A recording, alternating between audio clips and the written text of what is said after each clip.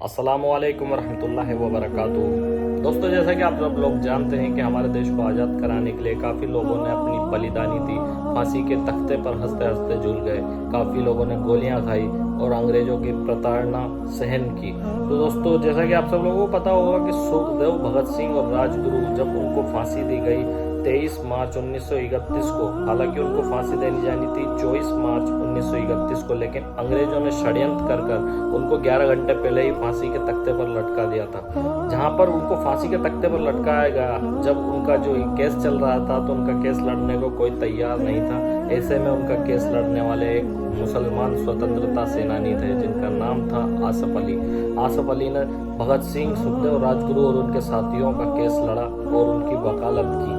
वहीं पर जज जो थे, न्यायाधीश जो सजा सुनाने वाले थे, उनमें एक नाम था सैयद आगा हैदर का, जिन्होंने भगत सिंह और उनके साथियों को फांसी की सजा सुनाने से इनकार कर दिया था। जी हाँ दोस्तों, सैयद आगा हैदर वो न्यायाधीश थे जिन्होंने अपना इस्तीफा दे दिया था, लेकिन भगत सिंह और उनके साथियों को फांसी की सजा नहीं सुनाई थी। यह मुसलमानों का इतिहास है जिसको आज छुपाया जाता है। मुसलमानों को गद्दारी की नज़र से देखा जाता है, बोला जाता है कि तुम अपने देश पाकिस्तान चले जाओ, जबकि हमारा देश, हमारा मुल्क यह हिंदुस्तान है। हमारे बाप दादाओं ने इस देश के लिए कुर्बानी दी, बलिदानियाँ दी।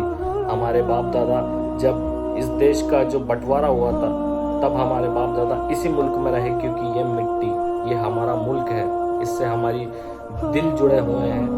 इस मिट्टी के लिए मरते दम तक हम अपनी जान की कुर्बानी भी दे सकते हैं। लेकिन आज कुछ नफरती चिंटू जो मार्केट में नफरत फैलाने में लगे हुए हैं, बोलते हैं कि मुसलमानों ने इस देश के लिए किया क्या है। तो मैं उनको बताना चाहता हूं कि जब शहीद भगत सिंह, राजगुरु, सुखदेव के लिए कोई केस लड़ने को तैयार नहीं था, उस वक्त एक मुसलमान वकील सैयद आसफ अली, जो इस केस की पैरवी कर रहे थे, उन्होंने भगत सिंह का केस लड़ा। लेकिन अंग्रेजों ने षड्यंत्र रचकर भगत सिंह और उनके साथियों को जो है फांसी की सजा सुनाई, और उसमें जो भगत सिंह के खिलाफ जो गवाही देने वाले थे, हमारे देश के कुछ नफरती चिंटू है जिन्होंने भगत सिंह के खिलाफ जो है गवाही दी थी, और वो कोई मुसलमान नहीं थे, वो गैर मुस्लिम थे। जहाँ पर एक न्यायाधीश जिनका नाम सैयद आगा हैदर था, जिन्होंने भगत सिंह और उनके साथियों को फांसी की सजा सुनाने की बजाय अपना इस्तीफा मंजूर कर लिया, ये मुसलमान थे। ये इस देश के मुसलमान थे जिन्होंने अपने देश के लिए बलिदानियाँ दिए, कुर्बानियाँ दी। तो इसलिए आज मुसलमानों को जो शक की नज़रों से देखा जाता है, मैं उनसे कहना चाहता हूँ कि मुसलमान हमेशा इस मुल्क के लिए वफादार थे, वफादार है और वफादार रहेंगे इंशाअल्लाह ताला।